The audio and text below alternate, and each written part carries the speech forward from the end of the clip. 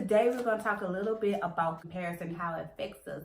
Now, comparison isn't anything new. It's been an ongoing battle since Cain and Abel. And although the outcome isn't as severe as it was back in the day, I mean, you're not going to kill anybody behind it. I pray not. But it's still a stronghold that we all deal with and we all have to overcome. What is comparison to you? Comparison to me is a struggle that many people seem to juggle, as well as myself at times. Yeah. It can be either heartbreaking or motivating, because you can either be motivated to do better or to better yourself, or you could be upset because you aren't where you want to be in life.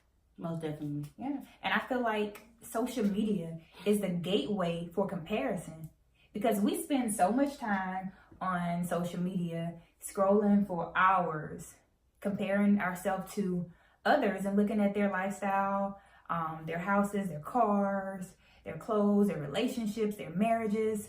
And instead of just being excited for them, we compare. I know, but with social media, I can say people blame social media, but I feel like you shouldn't go to social media comparing yourself to others, even though we do, and it's hard. In reality, you can compare not only on social media, but in actual real life. So we need to stop comparison altogether. Comparison leads to insecurity. And we all know that there is a great danger in unmanaged insecurity. Mm-hmm. Insecurity can spread and become malignant if left untreated or unaddressed. Yeah. And it can open up the door for so many things. So we have to make sure that we're going in and dealing with it, because it's an insecurity for a reason. In. Yes. Starts with the, okay, I get it. You see what I'm saying? You see what I'm going with? We have to stand firm on Isaiah 55:8. Our thoughts are not his thoughts, and our ways are not his ways. The world is going to forever be pointing out things that we think should be ours. Mm-hmm. But it says in the Bible that he gives you the desires of your heart. Mm-hmm. So a better question should be, how is your heart? Are you desiring material things like money, clothes, or are you desiring a closer relationship with him? Are you desiring a stronger prayer life?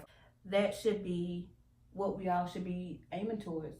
Speaking of heart check, David and Saul, for example, they compared David and Saul. Yeah. If you think about their victories, the women were singing in honor of their victories. Yeah. Singing, what were they singing? David killed 10,000 and Saul killed thousands. And from then on out, Saul grew a jealous eye for David. And that's the problem with a lot of people.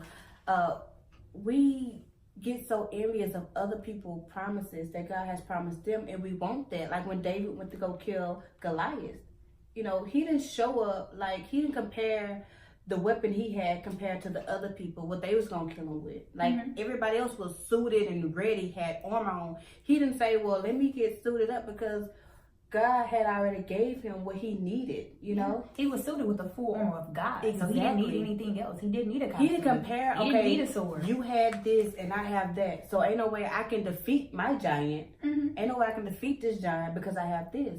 Right. How are you going to defeat your giant if you're comparing the way they defeated theirs? You have to work with what you have. Mm-hmm. If you only got a slingshot, use that slingshot to the best of your ability. Exactly. And knock them giants out. Exactly. You already have the tools right there with you. God has already placed that on the inside of you. You just have to tap into it. Mm-hmm.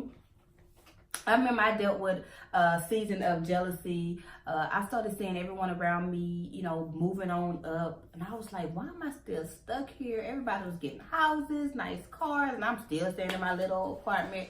And I was low-key getting jealous of people around me because they was moving up. I was happy for them, but I was also jealous because of where I was at. I was very jealous. Yeah. And I realize now that there's no possible way I would have been able to afford what I have now. Right? God had to prepare me. Like a lot of times, God had to prepare you for a come up. Y'all were just ready to get there now, but you're ready to go up right then. It's a He process. had to prepare me like financially, because our spending was a problem. Yes. We have to learn to love ourselves, our life, and our situation. We can't worry about what everybody else is doing. We have to keep a tunnel vision.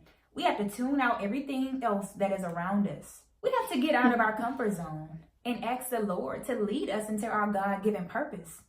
And if we have confidence and we see ourselves humbly, but not bragging and boasting, as the best, then there is no need to compare. Exactly. In Galatians, it tells us, pay attention to your own work, Mm-hmm. and then you will get that satisfaction of job well done. And there will be no need to compare yourself to others. It's all about you. It's all about your God-given talents. Comparison kills. It does. Like the songwriter says. So water your own grass. Don't let insecurity, self-doubt, comparison, envy, jealousy, or hate control you. Thank you all so much for watching. Bye. Comparison kills.